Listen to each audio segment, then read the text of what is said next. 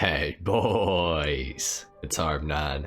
Today we're customizing the Stromberg in Grand Theft Auto Online. Now the Stromberg, it's on sale this week. This is a pretty cool vehicle. It's got a lot of cool features.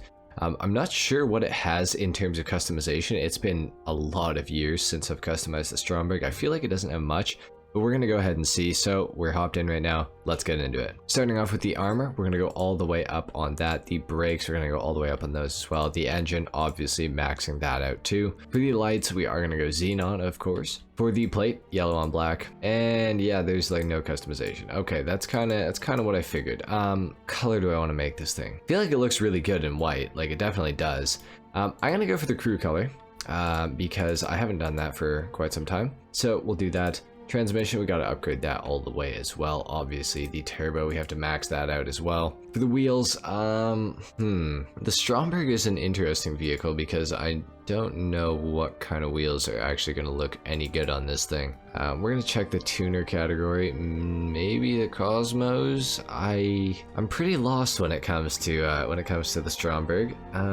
Yeah, I don't know. I feel like none of these rims look, good on this car by any means, so we won't go for those. Maybe in the lowrider section, I feel like none of these look good either. Yeah, I literally have no idea what rims to put on this car.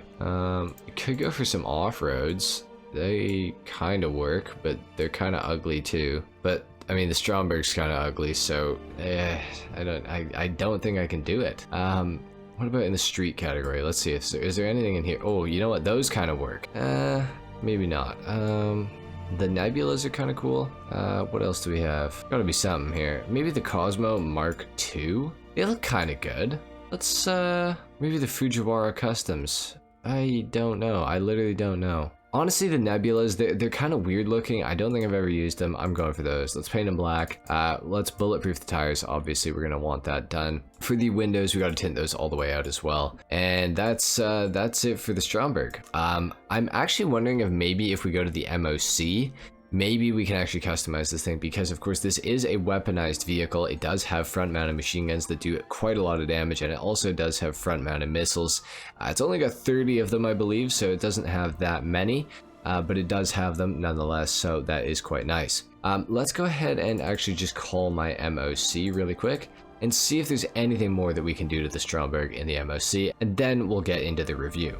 So I have no idea where my MOC is actually going to spawn. Oh, it's going to spawn over there in that parking lot. It usually does. I think that's where it's going to go. I guess we'll find out. Let's see. We're going to be here? Nope. Bulldozer. Okay. Where is my MOC? Did it spawn in? Oh, it did. Of course, it's at the pier. Okay, we're gonna head over to the pier. I will just tell you guys about the Stromberg a little bit on our way over to the pier. Like I said, the front-mounted machine guns, they are some of the highest damage front-mounted MGs in the entire game. They will just destroy a car in no time at all. I'm actually going to demonstrate this for you guys right now. As you guys can see, that car literally just got pulverized. It's pretty crazy how fast these things kill. The missiles on the Stromberg also are, I believe, just as good as the Toreadors. They might be slightly better, they might be slightly worse, but they're very close. But of course, this thing is only limited to 30 missiles, so it does suck that this thing has a limit to it. Obviously, the Toreador actually doesn't have a missile limit. So that is something to keep in mind. There's nothing else that we can do to this thing in here, so that's a complete shame. This was a complete waste of time. So obviously we're gonna get into the review of the Stromberg now, because, well, there's literally nothing else that we can do to it. So we're gonna talk about this thing a lot. Now the Stromberg itself is it's a pretty slow vehicle, but you don't buy this thing for performance, you buy it for its special abilities. You guys are probably thinking, if you don't know, obviously, what are you doing in the water with the Stromberg? Well, it is a submarine car. As you guys can see, it is now a submersible vehicle, which is very, very cool. The Stromberg is extremely cool for this reason. It also does have the ability to turn the missiles that it typically has into torpedoes, and I do believe that the torpedoes, if I'm not mistaken, are unlimited. However, when you are above water and on the land or the ground, you are limited to only 30 missiles. Now I'm going to try to spam these things as quickly as I possibly can and see if we just eventually run out. It actually does seem like we have. Oh no, we have not. Never mind, my bad. the Stromberg is a armored vehicle. It can take about 4 RPGs, I believe, or 4 homing missiles. It actually might be able to take a few more homing missiles. I can't exactly remember how many that it can take, but it can take a few. So, you know, it's a semi-armored vehicle, I would say. It's still shooting these torpedoes out of it, so I'm pretty sure we've shot well over 30 now. So I think that what I said about it having unlimited torpedoes is actually true. But once you are above the water, it does run out of missiles eventually. It should have a limit of, I believe, 30. If not, it's 50, I think. But as you guys can see, I mean, I'm quite sure that I've shot more than 30 torpedoes by now. So you know, I'm quite confident that this thing is, you know, gonna be all right. Now, the Stromberg is rear-wheel drive only. It's not an all-wheel drive car. It is quite heavy though, so it does get very good traction off the line.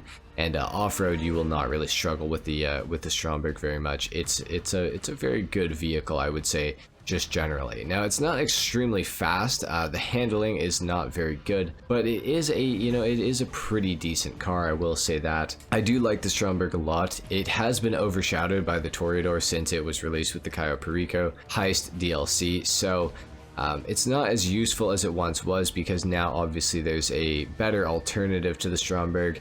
The only thing that the Stromberg really has going for it is that it is cheaper, but the Toreador pretty much has every other advantage. It's got 2 more seats, it has unlimited missiles, and it also doesn't have its own radar blip, whereas the Stromberg does have its own radar blip.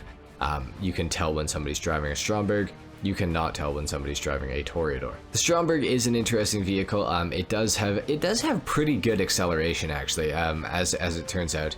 It's been a long time since I've driven the Stromberg, because obviously the Toreador's out. It's got the rocket booster, everything like that, so I don't really use the Stromberg. But what I will say is this thing actually does feel pretty good. It accelerates decently well. It actually accelerates a lot harder than I expected it to. And definitely a lot harder than I remembered. And it also handles a lot better than I remembered as well. I would say that this thing almost handles better than the Toreador, maybe. The Toreador is not bad, but the Stromberg, it does feel pretty good. It feels like I can go pretty quick around these corners until right there, obviously, where I, well, understeered and then went into the tree. So yeah, the Stromberg doesn't have the greatest top speed either, as you probably would not expect, but you know, it's a decent car overall, and obviously its ability to go under the water is quite helpful. Obviously it's also nice that it is an armored vehicle. It's got good handling. It's got pretty okay acceleration. Overall, the Stromberg really is just a good vehicle to have in Grand Theft Auto Online. And if you guys don't have a Toreador, but you want something that's kind of similar to the Toreador, or maybe even if you do have a Toreador, but you just want another vehicle that kind of functions like it, that's really, really good for taking out Oppressor Mark IIs, which the Stromberg is, the Stromberg is a great vehicle to pick up. So I can honestly say that I recommend getting the Stromberg, guys. It's a very, very cool car. And it will probably serve you pretty well. The Toreador is a little bit better, but the Toreador also costs at least, I think, another $1 million more than the Stromberg. So, you know, there's not that many differences. The Toreador does get that rocket booster, like I said, it does have extra doors, and it does have unlimited rockets. But the Stromberg can basically, you know, do everything that Toreador can except for those 3 things. So that's pretty much it for the Stromberg customization and review in Grand Theft Auto Online, guys. This thing is a pretty good vehicle. It's one that I would recommend picking up for sure, especially on sale. It's going for about $1.6 million right now, and for that price, I don't think you can go wrong with this thing at all. It's a really, really nice car to have. Anyway, guys, thank you so much for watching. If you enjoyed this video, if you learned something, a like is of course appreciated. If not, dislike. Subscribe if you guys are new, and I will see you all in the next video. Until then, take care. Peace.